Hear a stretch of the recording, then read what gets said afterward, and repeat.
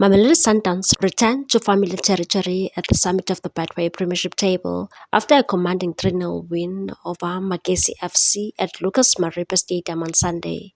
But the result came at a cost, with star midfielder Themba Zwane suffering what appears to be a fresh setback.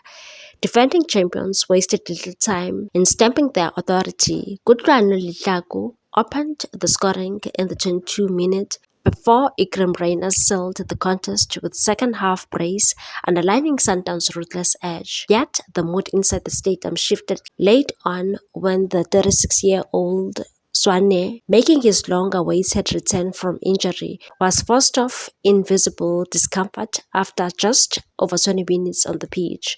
Head coach Miguel Cardoso admitted concern but struck a cautiously optimistic tone and said, "As I understand from the doctor, it's not the same injury as before. Let's hope it's nothing serious." Zwane had only just recovered from a thigh injury sustained during the MTN 8 final first leg against Orlando Pirates on 16 August, raising questions about his fitness management and Sundowns' demanding fixture schedule. The Brazilians, however, cannot afford to dwell on the setback.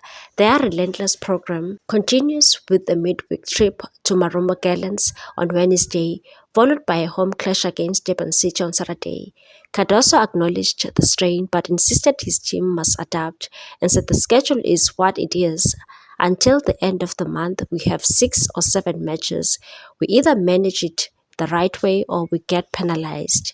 For Sundowns, the victory brought relief and renewed confidence in their title defense, but the sight of Zwane limping off again will undoubtedly linger as the bigger taking point.